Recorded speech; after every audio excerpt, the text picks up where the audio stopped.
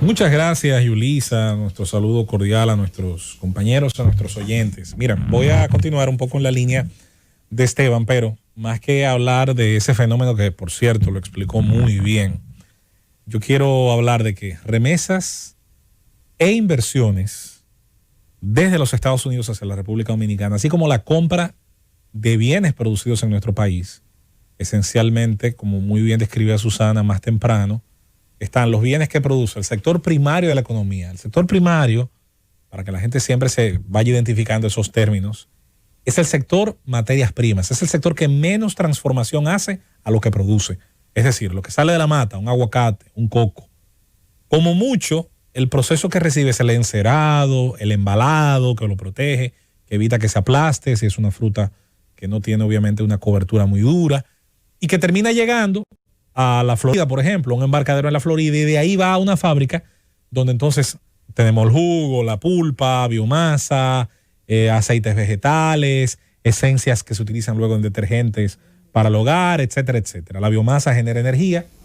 Siempre ha sido un deseo, y yo creo que es un deseo legítimo, más no necesariamente es una transformación económica que siempre se puede lograr.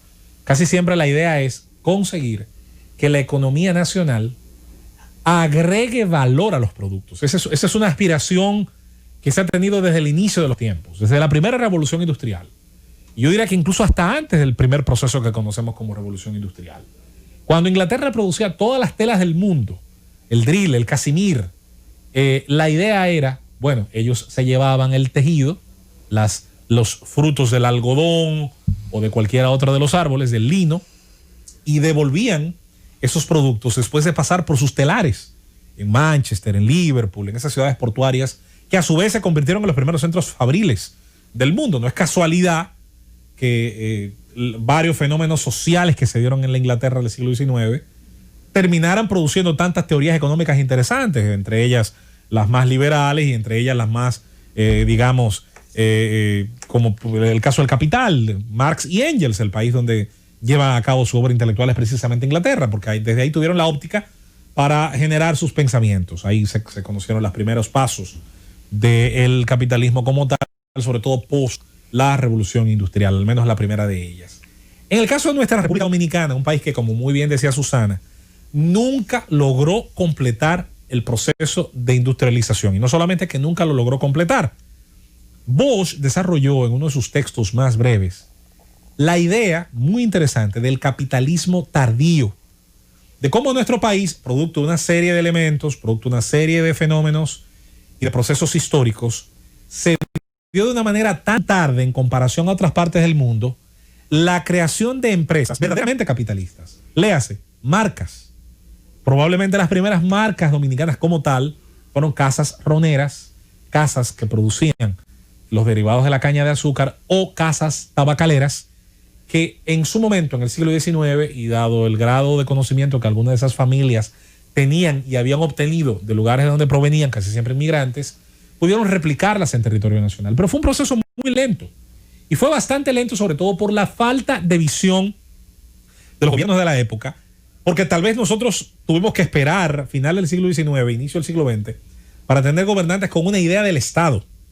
Al menos con una idea de qué significaba el Estado. No necesariamente que su idea fuera buena, porque la idea del ILIS del Estado, hay que decirlo, que era toda una torpeza y todo un antro de corrupción, donde se dieron aquellos empréstitos famosos que comenzaron el proceso de endeudamiento del país, y donde comenzó a aprovecharse por parte del factor político la idea de que se podía pedir prestado a nombre del resto de habitantes de la nación. Quizás con Moncáceres y la Convención Dominico-Americana de 1905 y 1907 es cuando realmente alguien al frente del Estado está consciente de que hay compromisos que cumplir y obligado a cumplir esos compromisos, entonces tiene que generar primero el monopolio legal de la violencia, se crea la Guardia Nacional y la idea de que el Estado debe ser uno solo y gobernar, abarcar todo el mapa para poder, con su colecturía de aduanas, con su colecturía de impuestos, poder fiscalizar una parte de esa riqueza y comenzar los procesos de obras públicas como se conoce. Muchos años después, nuestra transformación económica siempre ha estado interrumpida por algo. Siempre ha estado permeada o traumada por algo.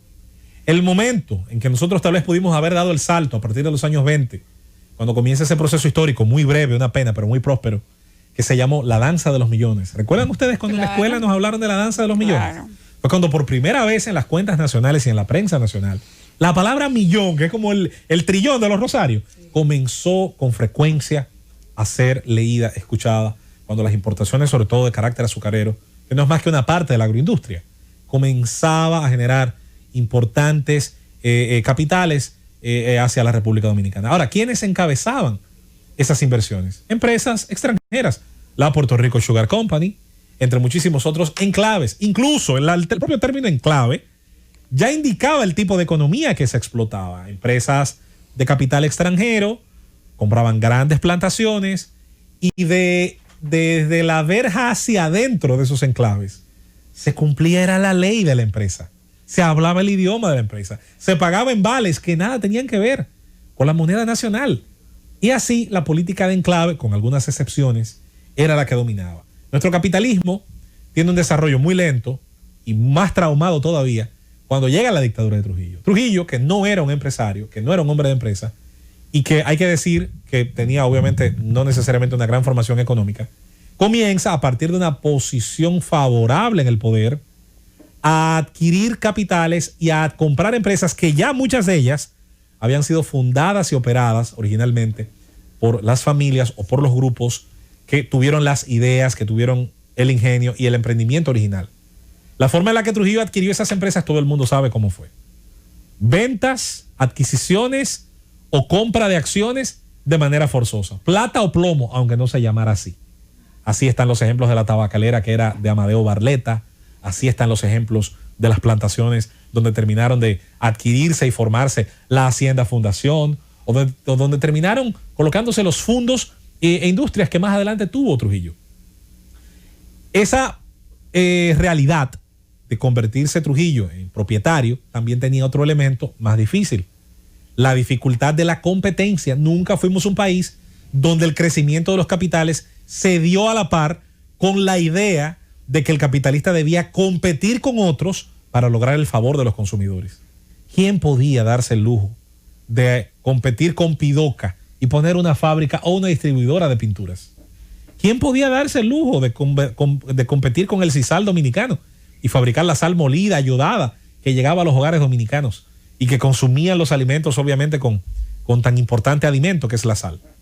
Ni hablar de la fábrica de zapatos, de la fábrica de saco y yute, entre otras fibras utilizadas para en ese momento el embalado de productos dominicanos, de productos sobre todo del campo.